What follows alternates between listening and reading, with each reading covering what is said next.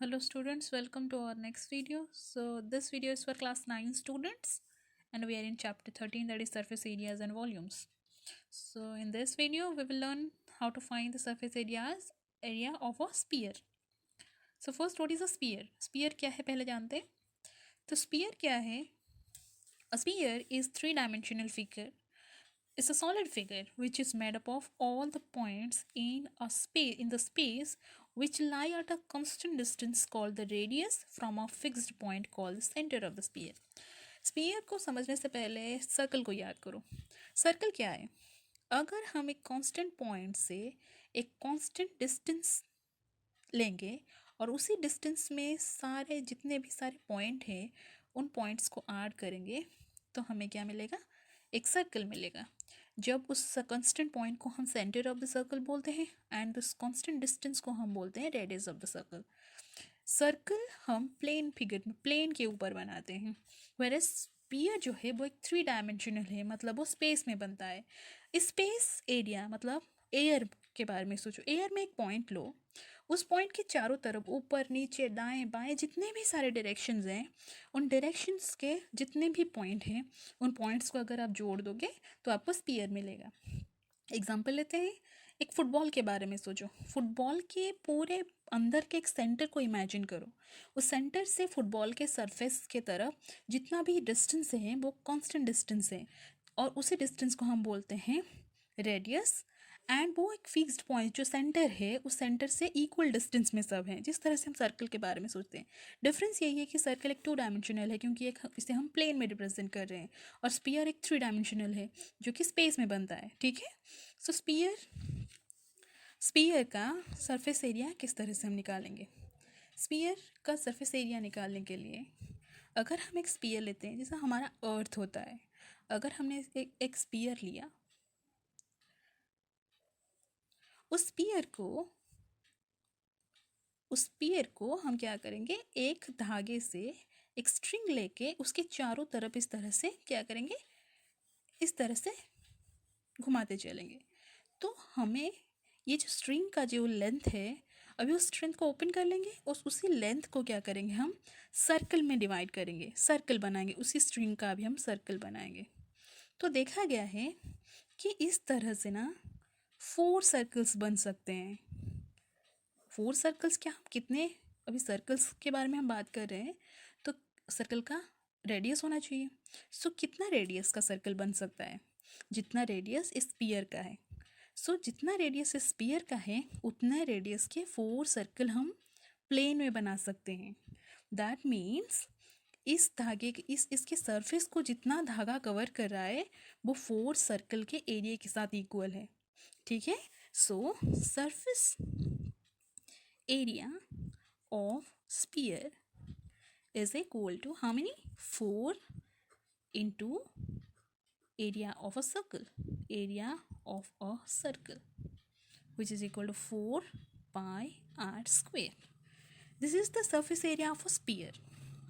Now if we will consider hemisphere मतलब आधा, spear का आधा हो गया. अब इस हेमिस्फीयर को देखो. इस स्पीयर का जो है वो सिर्फ एक ही सरफेस है, कर्व्ड सरफेस. बट हेमिस्फीयर जब वो ये बन गया, इसका 2 सरफेस बन गया. एक तो इसके इस आधे हिस्से का कर्व्ड सरफेस, और ये जो ऊपर का है एक सर्कुलर सरफेस जो है प्लेन सरफेस. सो इन दोनों के सरफेस एरिया हम मिलाएंगे तो हमें टोटल सरफेस एरिया मिलेगा. अगर हमें सिर्फ हाफ कर्व्ड सरफेस चाहिए तो इसके सरफेस एरिया को हाफ कर लो.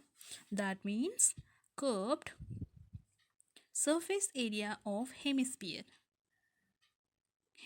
is equal to how much? इसका 4 पाई आर स्क्वायर था, हाफ कर लो, 2 पाई आर स्क्वायर हो जाएगा. अगर हम टोटल सरफेस एरिया के बारे में बात करेंगे, total surface area of hemisphere, total के लिए देखो ये curved surface area that is 2 pi are square plus ऊपर का प्लेन सर्कुलर फेस है इसका एरिया, ये सर्कल है उसका एरिया क्या आएगा, again another pi are square that is 3 pi are square. So ये 3 फॉर्मूलाज बहुत इजी हैं, आपको समझ में आ गया होगा. Surface area of sphere is 4 pi are square, whereas curved surface area of hemisphere is 2 pi are square and total surface area of hemisphere is 3 pi are square. ये याद रखना, इसके रिलेटेड हम क्वेश्चन करेंगे. So let's do some question. Now find the surface area of a sphere of radius 7 cm. यहाँ पे sphere के बारे में पूछा गया है. स्फीयर का रेडियस, स्फीयर का सरफेस एरिया निकालना है.